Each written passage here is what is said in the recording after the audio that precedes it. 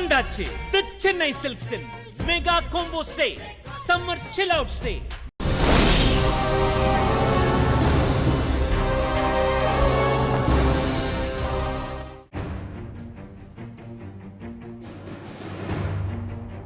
குண்டுவீச்சுக்கள், மரணத்தின் கோலங்கள், பட்டினிச் சாவுகள், இவைகளின் நடுவே ஹமாஸின் முக்கிய தலைவரான முகமது சின்வர் கொல்லப்பட்ட செய்தியை உறுதிப்படுத்தியுள்ளது ஹமாஸின் சர்வதேச பிரிவு. இஸ்ரேல் ஹமாஸ் யுத்தத்தின் போக்கில் மிகப்பெரியதொரு மாற்றத்தினை ஏற்படுத்தலாம் என்று கூறப்படுகின்ற முகமது சின்வர் மீதான இஸ்ரேலின் தாக்குதல் பற்றித்தான் இன்றைய உண்மையின் தரிசனம் நிகழ்ச்சியில் சுருக்கமாக நாம் பார்க்க இருக்கின்றோம்.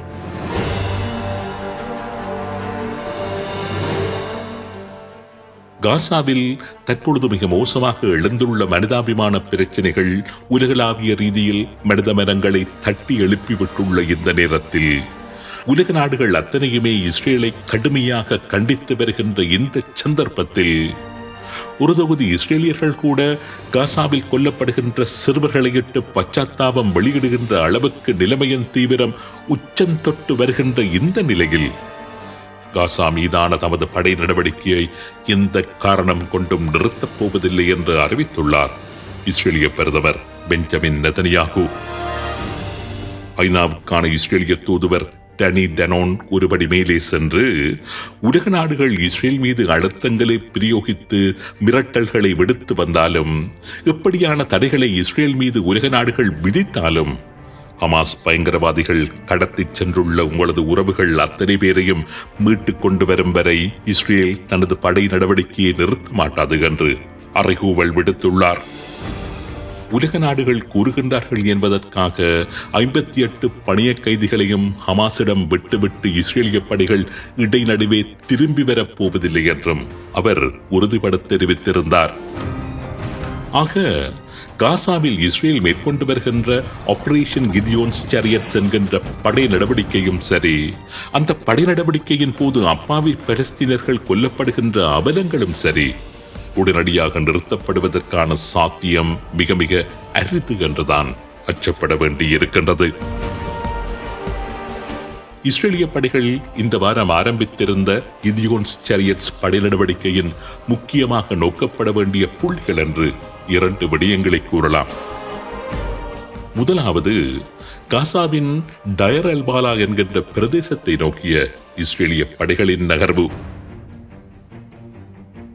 இந்த டயர் அல்பாலா நகரம் என்பது காசா நகரத்தில் இருந்து தெற்காக 14 கிலோமீட்டர் தொலைவில் மத்திய காசாவில் அமைந்திருக்கின்ற ஒரு நகரம். கடந்த 1.5 வருடங்களாக காசா மீது இஸ்ரேலிய படைகள் மேற்கொண்டு வருகின்ற படை நடவடிக்கைகளின் போது இந்த நகரத்தின் மீது மட்டுப்படுத்தப்பட்ட வான்வழி தாக்குதல்கள் மேற்கொள்ளப்பட்ட போதும் ஒரு தடவை கூட இஸ்ரேலிய படைகள் இந்த நகரத்தினுள் தரை வழியாக நுழையவில்லை என்று கூறப்படுகிறது. என்ன நோக்கத்திற்காகவோ இந்த நகர் மீது இஸ்ரேலிய படைகள் பெரிதாக கை வைக்கவில்லை. கடந்த 16ஆம் தேதி நள்ளிரவு டயர் அல்பாலா நகரத்தை குறிவைத்து நகர்வெடுத்த இஸ்ரேலிய படைகள் கடுமையான எதிர்ப்புகள் மத்தியில் மெதுமெதுவாக இந்த நகரை தமது முற்றுகைக்குள் கொண்டு வந்துள்ளதாக தெரிய வருகின்றது. நேற்றைய தினம் கூட டயர் அல்பாலா நகரத்தின் 5க்கும் அதிகமான நுழைவாயில்கள் மீது இஸ்ரேல் ட்ரோன் தாக்குதலை மேற்கொண்டுள்ளதாக கூறியிருந்தது. காசா யுத்தத்தில் இதுவரை இஸ்ரேலிய படைகளால் தாக்கப்படாத, கைப்பற்றப்படாத நகரம் என்று கூறப்படுகின்ற டயர் அல்பாலா நகரில்தான் பணிய கைதிகள் வைக்கப்பட்டிருக்கின்றார்கள் என்று இஸ்ரேல் நம்புகின்றதா, அல்லது ஹமாஸின் முக்கியஸ்தர்கள் சிலர் இந்த நகரில் இருக்கின்றார்கள் என்கின்ற புலனாய்வு தகவல் இஸ்ரேலுக்கு கிடைத்திருக்கின்றதா என்பது தெரியவில்லை.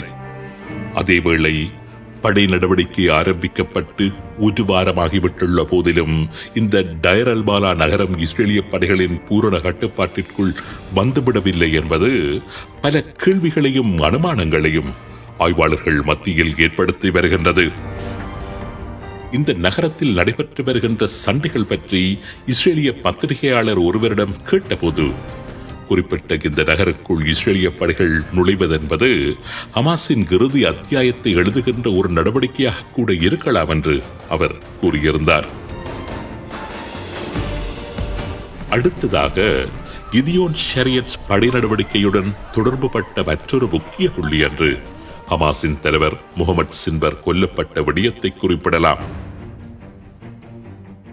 அண்மைய காலத்தில் இஸ்ரேலிய புலனாய்வு பிரிவு பெற்றுள்ள மற்றொரு பெரு வெற்றி என்றும் இதனை குறிப்பிடுகின்றார்கள். கடந்த 13ஆம் தேதி காசாவின் கான்யூனிஸ் பிரதேசத்தில் உள்ள ஒரு நிலக்கீழ் தளத்தின் மீது இஸ்ரேலின் வான்படை மேற்கொண்ட ஒரு குண்டுவீச்சு தாக்குதலில் முகமது சின்வரும் ஹமாஸின் பல உயர்மட்ட தளபதிகளும் கொல்லப்பட்டிருக்கலாம் என்று இஸ்ரேலிய புலனாய்வு பிரிவான ஷின்பைத் இந்த மாதம் 14ஆம் தேதி இஸ்ரேலிய நாடாளுமன்ற உறுப்பினர்களுக்கு கூறியிருந்தது. கான்யூனிஸில் உள்ள காசா யூரோப்பியன் ஹாஸ்பிட்டல் என்கின்ற வைத்தியசாலைக்கு அருகில் அமைக்கப்பட்டிருந்த ஒரு நிலக்கீழ் தளத்தில் முகமது சின்வரும் ஹமாஸின் பல உயர்மட்ட தளபதிகளும் முக்கியமான சந்திப்பு ஒன்றை மேற்கொண்ட போது தமக்கு கிடைத்த புலனாய்வு தகவல்களின் அடிப்படையில் இஸ்ரேலிய வான்படை அந்த தாக்குதலை நடாத்தியதாக தெரிவித்த இஸ்ரேலிய படைத்துறை முகமது சின்வர் கொல்லப்பட்டதையோ அல்லது அந்த தாக்குதலில் ஹமாஸின் எந்தெந்த தலைவர்கள் கொல்லப்பட்டார்கள் என்பதையோ அன்றைய தினம் உறுதி செய்யவில்லை. அப்படி இருக்கையில் ஒரு வாரம் கடந்து ஹமாஸின் தலைவர் முகமது சின்வர் கொல்லப்பட்டதை ஹமாஸின் சர்வதேச பிரிவு ஏற்றுக்கொண்டிருக்கின்றது. அமெரிக்காவின் பிரதான ஊடகங்களில் ஒன்றான தி வால் ஸ்ட்ரீட் ஜேர்னல் இந்த தகவலை வெளியிட்டுள்ளது. கொல்லப்பட்ட தமது தலைவரின் உடலை நிலக்கீழ் சுரங்கம் ஒன்றினுள் தற்காலிகமாக புதைத்து விட்டுள்ளதாகவும் துபாயை தளமாக கொண்டு செயற்படுகின்ற ஹமாஸின் வெளிநாட்டு பிரிவு கூறியிருக்கின்றது.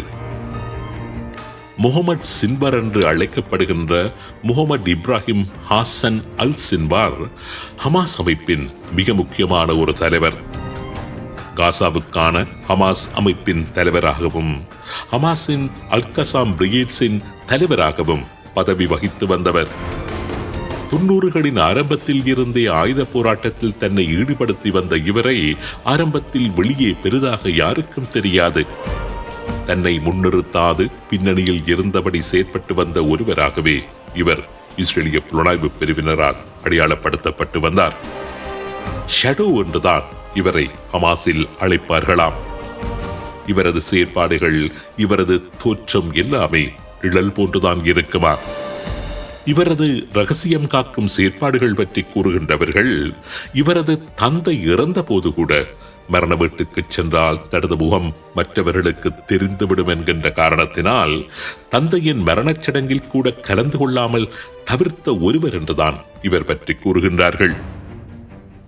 2005ஆம் ஆண்டு ஹமாஸின் கான்யூனிஸ் பிரிகேடின் தளபதியாக பொறுப்பேற்ற முகமது சின்வர் 2006ஆம் ஆண்டு ஜூன் மாதம் 25ஆம் தேதி இஸ்ரேலிய படையினருக்கு எதிராக ஹமாஸினால் மேற்கொள்ளப்பட்ட ஆபரேஷன் டிஸ்பர்சிவ் இலூஷன் என்கின்ற மிகவும் பிரபல்யம் வாய்ந்த நடவடிக்கையை தலைமை தாங்கியவர் என்பது குறிப்பிடத்தக்கது. காசாவில் இருந்து இஸ்ரேலுக்கு நிலக்கீழ் சுரங்கம் அமைத்து அதன் வழியாக இஸ்ரேலிய பகுதிக்குள் நுழைந்து அங்கிருந்த ஒரு இஸ்ரேலிய ராணுவ நிலை மீது தாக்குதலை நடாத்தி 2 இஸ்ரேலிய படை வீரர்களை கொலை செய்து 4 வீரர்களை காயப்படுத்தியதுடன் காயமடைந்திருந்த கிலட் ஷலிட் என்கின்ற ஒரு இஸ்ரேலிய வீரரை உயிருடன் காசாவுக்கு கொண்டு சென்றும் இருந்தார். 5 வருடங்களாக அவரை பணிய கைதியாக காசாவில் வைத்திருந்த முகமது சின்வார் 2011ஆம் ஆண்டு அவரை இஸ்ரேலிடம் ஒப்படைத்திருந்தார். கிலட் ஷலீட் என்ற அந்த இஸ்ரேலிய ராணுவ வீரனை வெறுமனே அவர் இஸ்ரேலிடம் மீள ஒப்படைக்கவில்லை. தன்னுடைய சகோதரனும் பின்னாட்களில் ஹமாஸின் காசாவுக்கான தலைவராக செயற்பட்டவரும் அக்டோபர் 7 பயங்கரவாத நடவடிக்கையின் சூத்திரதாரியுமான யஹ்யா சின்வார் உட்பட ஹமாஸ் மற்றும் வேறு பல ஆயுத குழுக்களைச் சேர்ந்த 1027 உறுப்பினர்களை இஸ்ரேலிய சிறைகளில் இருந்து விடுவிப்பதற்கு பதிலாகத்தான் கிலாட் ஷலீட் என்ற அந்த இஸ்ரேலிய படைய கைதியை அவர் விடுவித்திருந்தார். அக்டோபர் 7 தாக்குதல் இடம்பெறுவதற்கு முன்னர் வரை இஸ்ரேலின் மிகப்பெரிய பின்னடைவு ஒன்று விமர்சிக்கப்பட்டு வந்த அந்த நடவடிக்கை முகமது சின்வரினால் நேரடியாக மேற்கொள்ளப்பட்டது என்பது குறிப்பிடத்தக்கது. அக்டோபர் 7 தாக்குதலிலும் முகமது சின்வரின் நேரடி கரங்கள் இருந்ததாகவே இஸ்ரேலிய புலனாய்வு பிரிவுகள் கூறி வந்தன. இஸ்ரேலியர்களை பொறுத்தவரையில் அவர்களது சிம்ம சொப்பனம் என்றே முகமது சின்வரை கூறலாம். இஸ்ரேலிய படைகளால் அதிகம் தேடப்பட்டு வந்த ஒருவராகவும் முகமது சின்வர் நீண்ட காலமாக இருந்து வந்தார். அப்படிப்பட்ட முகமது சின்வார் கொல்லப்பட்டார் என்கின்ற செய்தி மாத்திரம் உண்மையாக இருக்குமானால் ஹமாஸின் இறுதி அத்தியாயம் எழுதப்பட்டு விட்டது என்றே கூற வேண்டும்.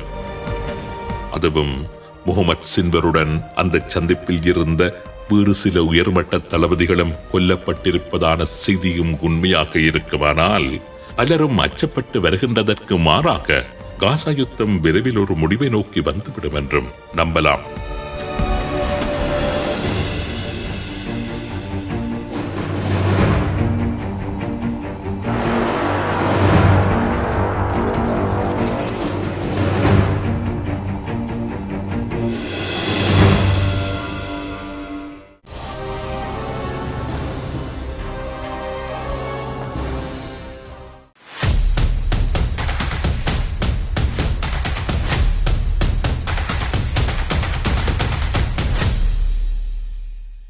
வந்தாச்சு தி சென்னை சில்க்ஸின் மெகா கோம்போ சே சம்மர் சில் அவுட் சே